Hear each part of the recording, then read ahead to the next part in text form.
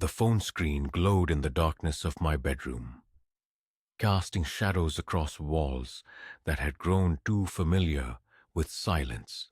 3 in the morning, and there I was, scrolling through messages I was never supposed to see. Her phone had buzzed with a notification while she slept beside me, and something compelled me to look. What I found would unravel everything I thought I knew about the woman I'd fallen for, everything I thought I knew about love, and everything I thought I knew about myself. The list was long: names, numbers, appointments, prices. My hands trembled as I read entry after entry, each one driving the knife deeper into whatever was left of my heart. David 200, Marcus 350. Tonight, 9 p.m. Hotel Meridian, room 423. And there at the bottom, my own name, Robert 500. Thursday, my apartment. The dance was just a job, she'd said. But this wasn't dancing. If you're watching this, you probably understand what it feels like when the ground disappears beneath your feet, when everything you believed turns to ash in your mouth. Subscribe to hear more stories like this one, because sometimes the most painful truths are the ones we need to face together.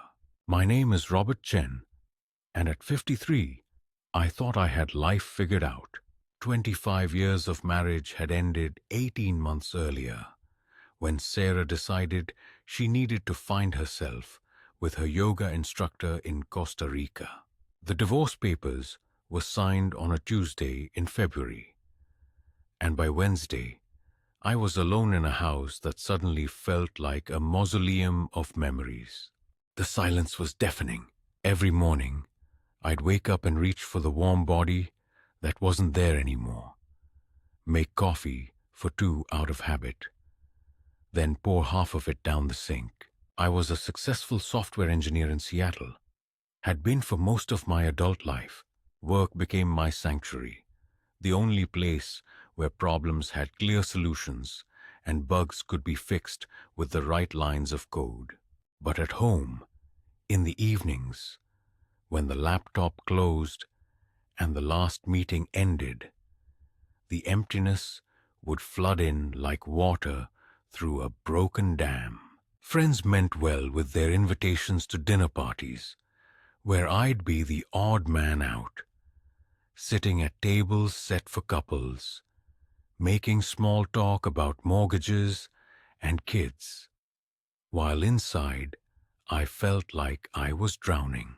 That's when I discovered the nightclub scene, not the kind of places I'd frequented in my 20s, but upscale establishments where middle-aged men like myself could nurse expensive whiskey and pretend they weren't running from something.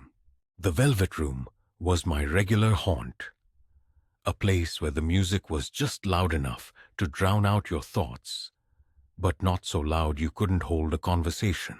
The kind of place where loneliness wore expensive suits and tried to look sophisticated. I'd been going there for about 3 months when I first saw her.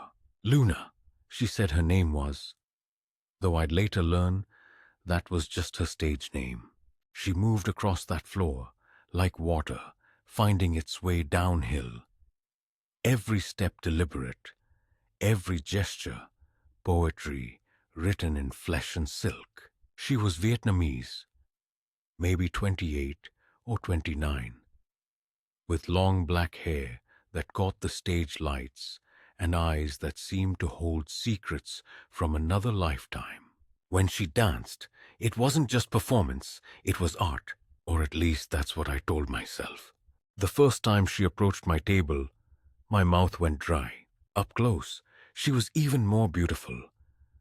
But it was her voice that got me. Soft, with just a trace of an accent that made every word sound like a confession. She asked if she could sit, and I nodded like a teenager on his first date. We talked for hours that night about everything and nothing. She told me she was working her way through graduate school, studying business administration. The dancing was just temporary, just until she could get her degree and start her real life. She had dreams of opening her own restaurant, serving the kind of authentic Vietnamese food her grandmother had taught her to make. I believed every word because I wanted to, because in that dark club, surrounded by the desperate and the lost, she felt like salvation. She listened when I talked about Sarah, about the hollow feeling that had taken up residence in my chest. She didn't judge when I admitted that some nights I'd sit in my car outside the house where my ex-wife now lived with her instructor, just watching the lights in the windows and wondering what happiness looked like from the inside. Luna had this way of making me feel seen, really seen, for the first time in years. When she laughed at my jokes, it wasn't the polite laughter of pity, but genuine amusement. When she touched my hand across the table, it wasn't calculated seduction, but real connection. At least that's what I told myself then. The warning signs were there from the beginning, but I was too intoxicated by attention to notice. She never talked about her family in specific terms. Always vague references to people back home who needed her support. Her schedule was erratic in ways that didn't quite match her story about classes and studying. Sometimes she'd disappear for days without explanation, then reappear with expensive new jewelry or clothes that seemed beyond the budget of a struggling graduate student. But I was 53 and lonely, and she was beautiful and interested. So I ignored the inconsistencies. I told myself that everyone deserves their privacy, that not everything needs to be explained or understood. When she started missing our planned dates because of sudden family emergencies or last-minute work obligations, I convinced myself that understanding and patience were virtues, not weaknesses. The requests started small. Her car needed repairs, $500. A tuition payment was due earlier than expected, $800. Her grandmother, back in Vietnam, was sick and needed surgery, $2,000. Each time, she'd ask with tears in her eyes, promising to pay me back as soon as her financial aid came through or her next paycheck cleared. Each time, I'd transfer the money without question, because this was love, wasn't it? This was what you did for the person who made you feel alive again. Month by month, the amounts grew larger and the stories more elaborate.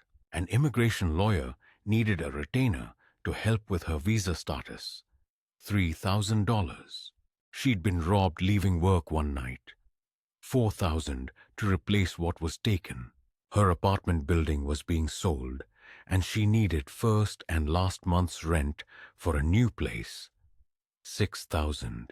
By the time summer arrived, I'd given her nearly $30,000, and my savings account was looking as empty as my marriage had felt. But I wasn't just financially invested anymore. I was emotionally dependent in ways that scared me. Luna had become my drug of choice, the cure for the loneliness that had been eating me alive since Sarah left. When we were together, I felt like the man I used to be, confident and desired and necessary. When we were apart, I counted the hours until I could see her again, checking my phone obsessively for her messages, analyzing every word for hidden meaning. She'd started staying over at my place more often, keeping clothes in my closet, toiletries in my bathroom. We'd developed routines that felt like a relationship, like a future. Saturday morning coffee on the deck, Sunday evenings cooking dinner together, while she told me stories about her childhood in Saigon. She'd curl up against me while we watched Netflix, her head on my shoulder, and I'd think about how perfectly she fit there, how this must be what coming home felt like. But there were still the disappearances, still the nights when she'd get mysterious phone calls and have to leave suddenly. Still the expensive things that appeared without explanation. When I asked questions, she'd deflect with kisses or tears or stories about the complexity of her situation, how her life was complicated in ways an American man could never understand. And I'd back down because I didn't want to seem controlling, didn't want to become the kind of man who demanded answers from the woman he loved. Because I did love her, or I loved the idea of her, the version of Luna that existed in our quiet moments together, the one who'd trace patterns on my chest while we talked about the restaurant she wanted to open, the life we might build together. I loved the way she'd say my name, the way she'd look at me like I was the only person in the room. I loved feeling needed again, feeling like someone's choice instead of someone's burden. The night I found the client list, she'd been staying at my place for nearly a week. It was the longest stretch we'd spent together, and I'd started to believe we were moving towards something permanent.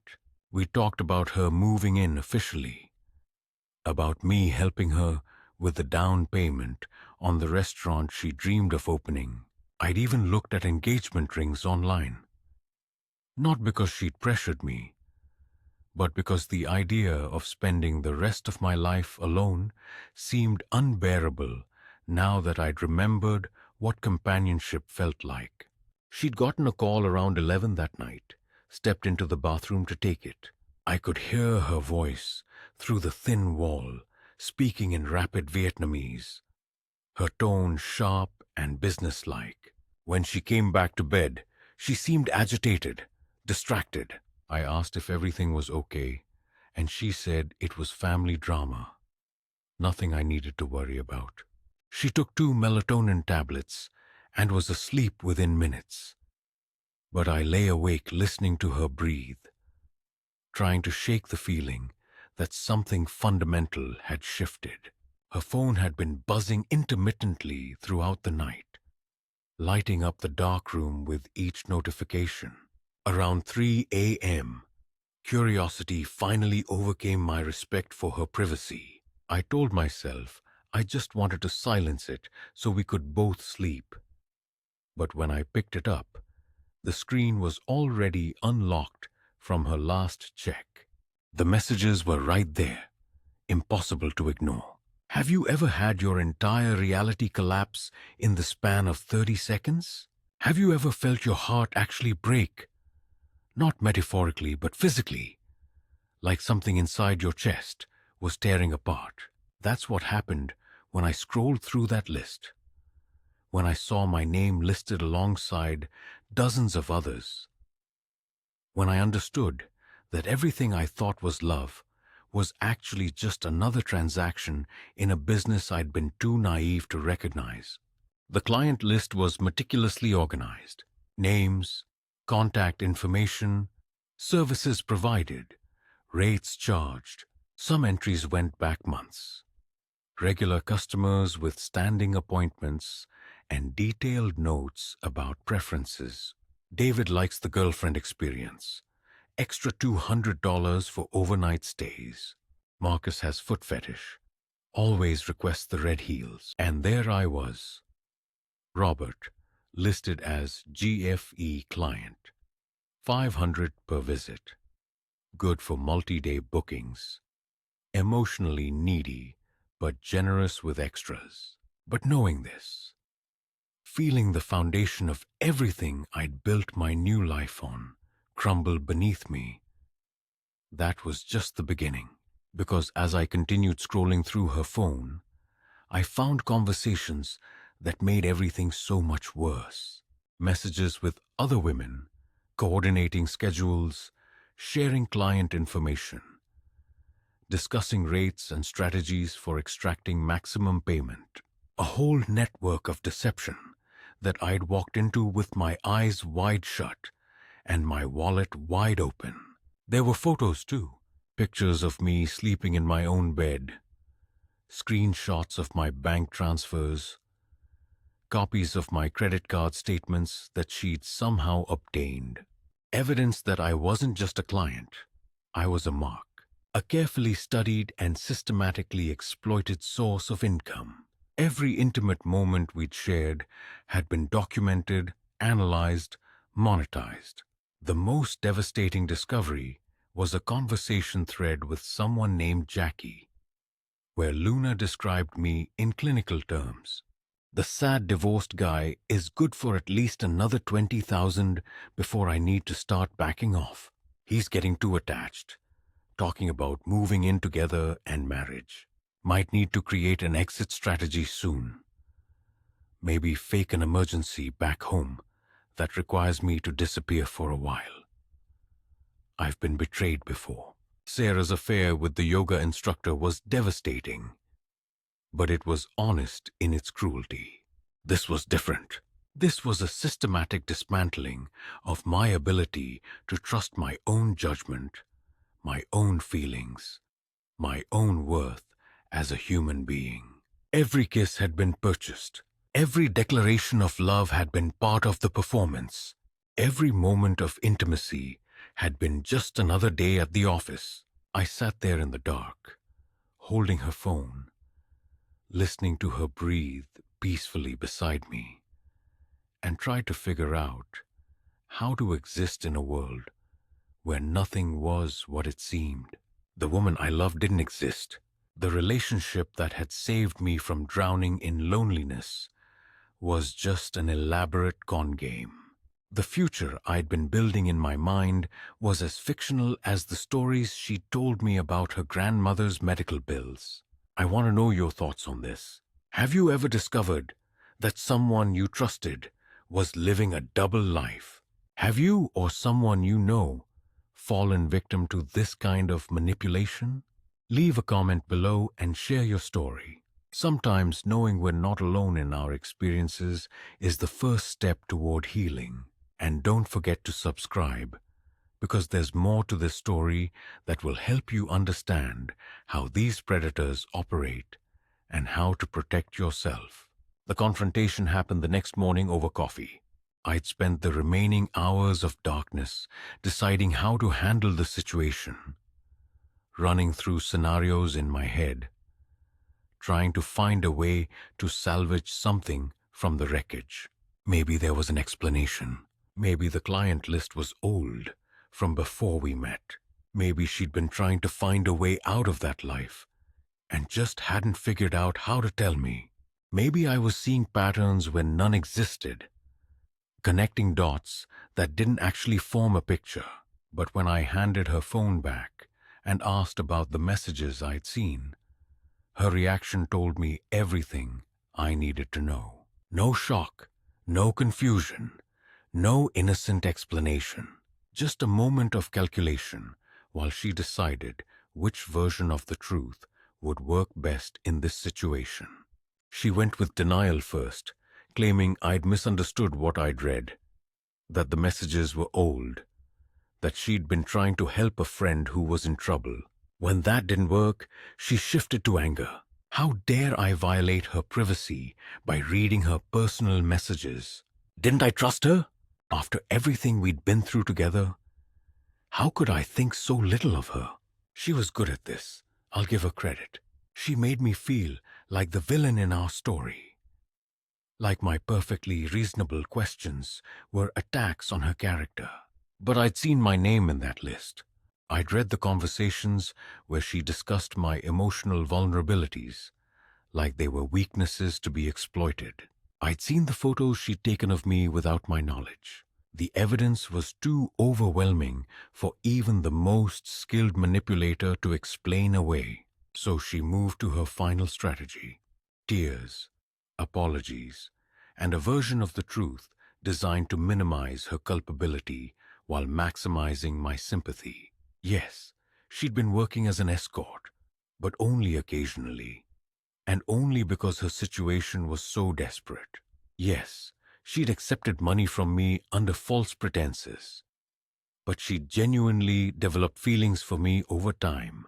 Yes, she'd been living a double life, but she'd been planning to tell me everything and leave that world behind. She told me about growing up poor in Vietnam, about coming to America with nothing, about the limited options available to young immigrant women without connections or perfect English. She told me about the shame she carried, the way she'd compartmentalized her life to survive, the fear that had kept her trapped in a cycle she desperately wanted to escape. She told me she loved me, that what we had was real, despite how it started, that she'd been working up the courage to come clean because she wanted a real future with me. And for a moment I wanted to believe her, because the alternative was accepting that I'd been completely fooled by a woman half my age, that I'd mistaken professional seduction for genuine affection, that my loneliness had made me so vulnerable that I'd fallen for the oldest con in the book. It would have been easier to forgive her, to see her as a victim of circumstances rather than the architect of my deception. But then my phone rang. It was my bank, calling to verify some unusual account activity. Someone had been making small withdrawals from my savings account over the past 2 months. Amounts just small enough to avoid triggering automatic fraud alerts. The timing coincided exactly with Luna's overnight stays at my apartment. She'd been using my computer to access my banking information while I slept, systematically draining my accounts in increments designed to avoid detection.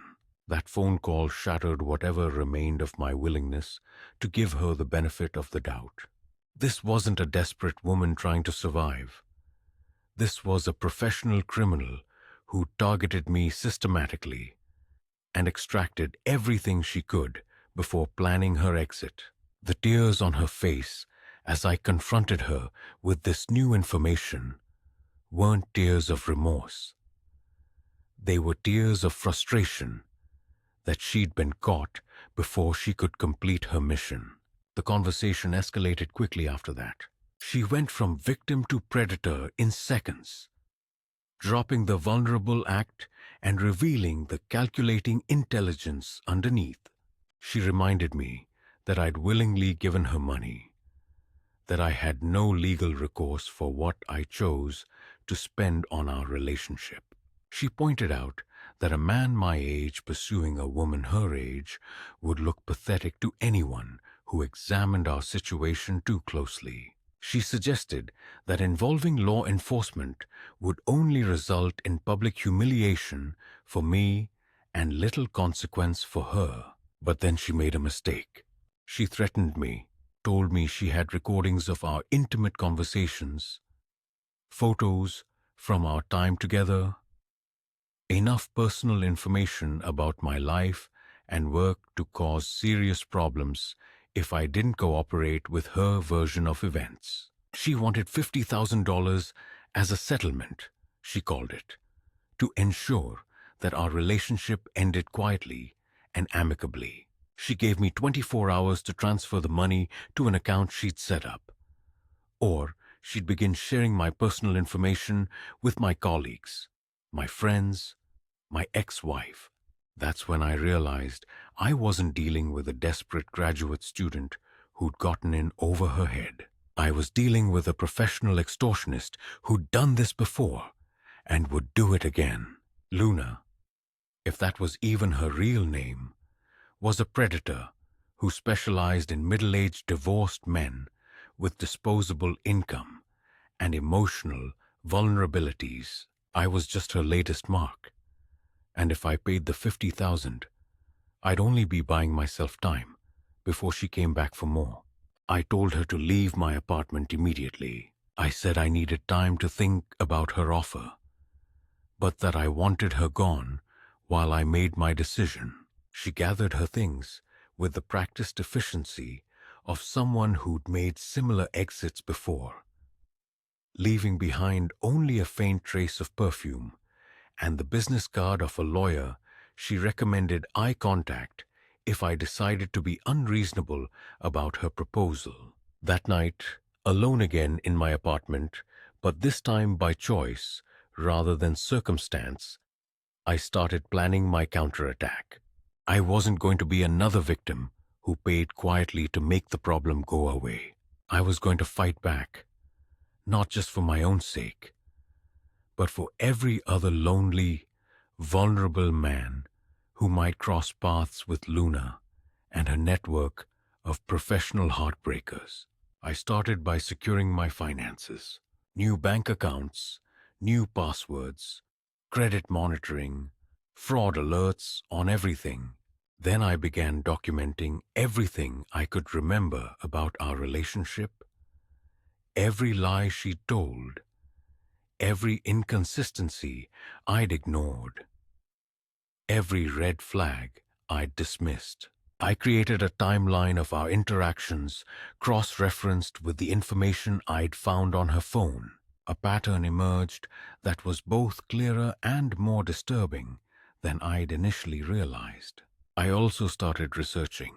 It turns out that romance scams targeting recently divorced middle-aged men are a growing industry. There are entire networks of women, many of them immigrants with limited options, who are recruited and trained to identify and exploit emotionally vulnerable targets. They study their marks, social media profiles, learn their interests and insecurities, craft personas designed to appeal to their specific psychological needs. Luna hadn't chosen me randomly.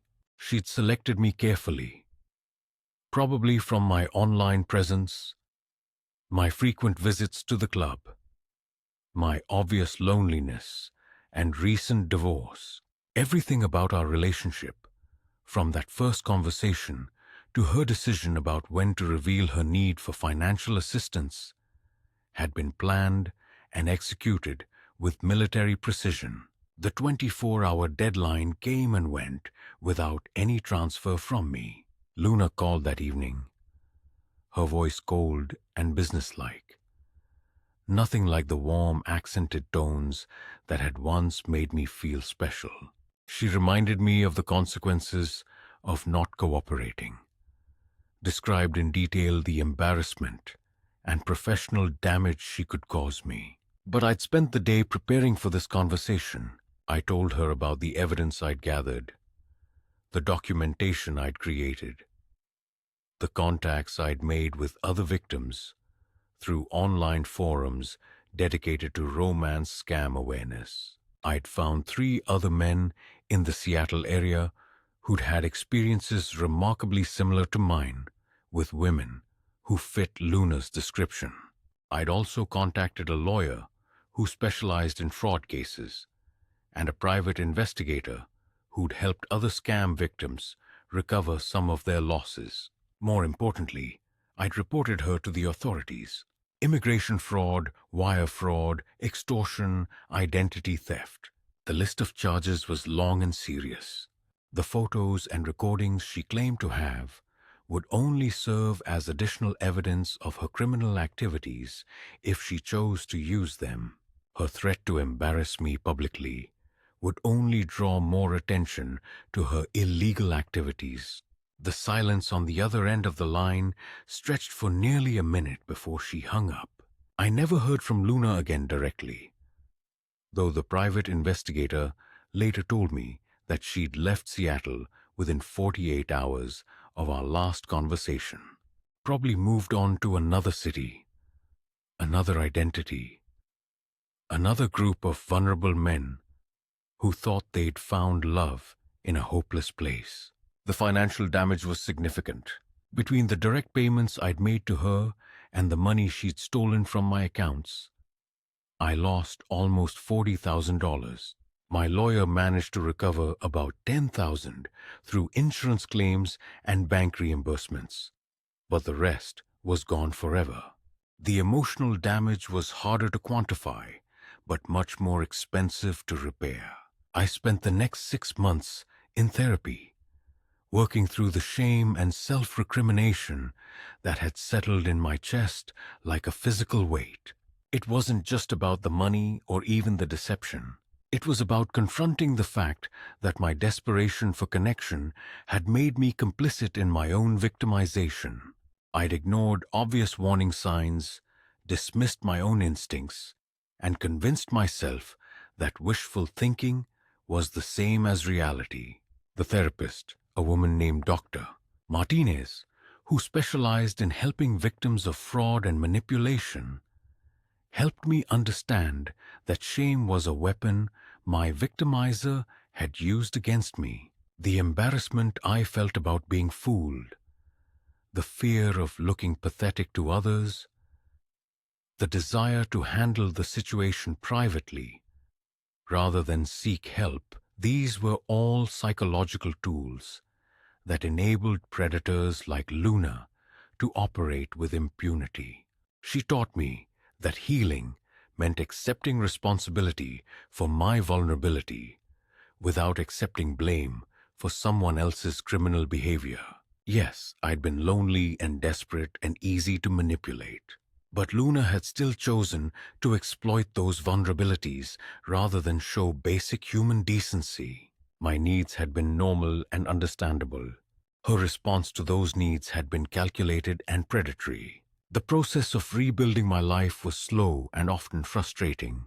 I had to relearn how to trust my own judgment, how to distinguish between genuine connection and professional manipulation, how to be alone without being lonely. I had to confront the parts of my personality that had made me vulnerable in the first place, the need for validation that had overridden my common sense, the fear of abandonment that had made me cling to a relationship that was obviously too good to be true.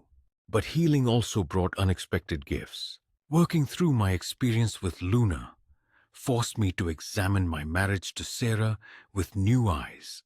I started to see patterns of codependency and emotional manipulation that had existed long before her affair. I recognized that my desperate gratitude for Luna's attention had been a continuation of dynamics that had been present in my marriage, where I'd consistently given more than I received and convinced myself that this imbalance was love. I started dating again eventually, but with much better boundaries and a clearer sense of my own worth. I learned to enjoy my own company, to find fulfillment in work and hobbies and friendships rather than depending entirely on romantic relationships for my sense of identity. When I did meet women, I took things slowly, paid attention to inconsistencies, and trusted my instincts when something felt off. About a year after the Luna incident, I got a call from Detective Morrison, the officer who'd handled my case. They'd arrested a woman matching Luna's description in Phoenix on charges related to romance fraud. She'd been part of a larger network that operated across multiple states, targeting divorced men through dating apps and social media. The investigation had led to the arrests of 17 people and the recovery of nearly $2 million in stolen funds. Luna, whose real name was actually Lin Nguyen, had been deported back to Vietnam after serving 18 months in federal prison. The detective said she'd probably never face consequences for what she'd done to me specifically, but that her ability to victimize other American men had been permanently ended. It wasn't the justice I'd fantasized about during my darkest moments, but it was closure of a sort. More importantly, my testimony and the evidence I'd gathered had helped prosecutors build cases against other members of the network. 3 other men had come forward with stories similar to mine after reading about the arrests in local news coverage. The shame and isolation that had initially kept us silent had been replaced by a sense of purpose and community. We weren't just victims anymore. We were survivors, helping to protect others from similar experiences. If you've made it this far in my story, you probably understand that the point isn't to make you suspicious of every person you meet or to convince you that romance is inherently dangerous. The point is to help you recognize that vulnerability isn't weakness, that loneliness doesn't make you pathetic, and that being deceived doesn't make you stupid. These things make you human, but being human also means learning from your experiences, setting boundaries, and refusing to let shame silence you when you've been wronged. It means understanding that predators rely on their victims' embarrassment to avoid consequences, and that speaking out isn't just about personal healing. It's about protecting others from similar harm. The Luna in my story was skilled, professional, and part of an organized network designed to exploit specific psychological vulnerabilities. But the warning signs were there from the beginning. And in hindsight, they're almost embarrassingly obvious. The inconsistent stories, the mysterious schedule, the constant financial emergencies, the reluctance to introduce me to friends or family, the way she seemed to know exactly what to say to keep me emotionally invested. Trust your instincts. If something feels wrong, investigate further rather than making excuses. If someone seems too good to be true, they probably are. If you're being asked for money, especially large amounts or repeated smaller amounts, demand proof of need and verification of identity. If you're being pressured to keep aspects of your relationship secret, ask yourself why secrecy benefits them more than transparency benefits you. Most importantly, don't let loneliness make you desperate.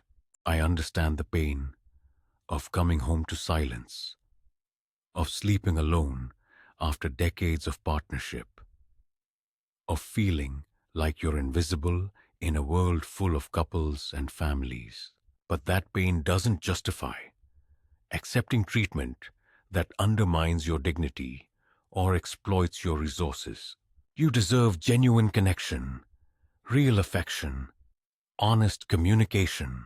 Don't settle for less just because you're afraid of being alone. Today, 3 years after my experience with Luna, I'm in a relationship with a woman named Patricia, who I met at a book club through my local library. She's a widow, also in her 50s, also rebuilding her life after loss. We took things slowly, got to know each other as friends first, shared our stories and our scars before we shared our beds. What we have isn't the intoxicating passion I thought I'd found with Luna, but it's real and honest and sustainable. I still think about Luna sometimes, wonder if any part of what we shared was genuine, if she ever felt even a moment of guilt about what she was doing to me. But those thoughts come less frequently now, and when they do, they're mixed with gratitude rather than just pain. She taught me lessons about myself that I needed to learn, forced me to develop strength I didn't know I possessed, and ultimately led me to a healthier understanding of what love actually looks like. The money is still gone and probably always will be, but I've recovered something much more valuable than $40,000. I've recovered my ability to trust myself, to enjoy my own company, to build relationships based on mutual respect rather than desperate need. I've learned that being alone isn't the worst thing that can happen to you, but being with someone who sees you as a mark rather than a person definitely is. If you're watching this because you've had a similar experience, or because you're worried that you might be in a situation like the one I described, please know that you're not alone and you're not powerless. There are resources available, people who understand what you're going through, ways to recover both financially and emotionally from these experiences. Don't let shame keep you silent or isolated. And if you're watching this because you're simply curious about how these scams work, please share this story with the middle-aged divorced men in your life, not to make them paranoid, but to make them aware. Knowledge is the best defense against manipulation, and awareness is the first step toward protection. Subscribe to this channel for more stories like this one. Real experiences from real people who've survived deception and manipulation. Leave a comment below, sharing your own experiences or asking questions about recovery resources. Let's build a community where survivors can support each other and potential victims can learn to recognize warning signs before they become casualties. Remember, the goal isn't to never trust again. It's to learn to trust wisely. The goal isn't to avoid all risk. It's to take informed risks with people who've earned your trust through consistent behavior over time. The goal isn't to never be vulnerable. It's to be vulnerable with people who will honor that vulnerability rather than exploit it. Love is still possible after betrayal. Connection is still available after deception.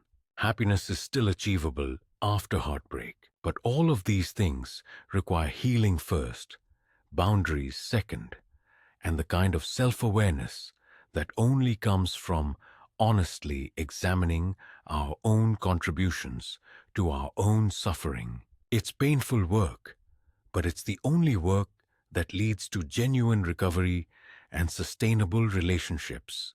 Thank you for listening to my story.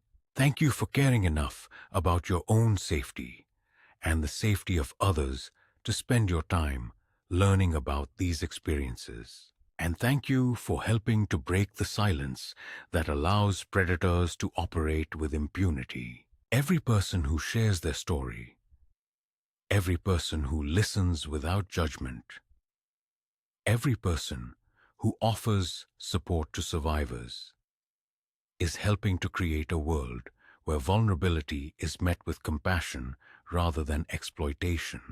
Stay safe, stay aware, and remember that your worth as a human being isn't determined by your relationship status or your ability to avoid deception. You deserve honesty, respect, and genuine affection. Don't settle for anything less, no matter how lonely you feel or how long you've been alone. The right person will value what you offer rather than exploit what you need. And when you find that person, you'll understand that the wait was worth it, and that the lessons you learned along the way made you stronger rather than just more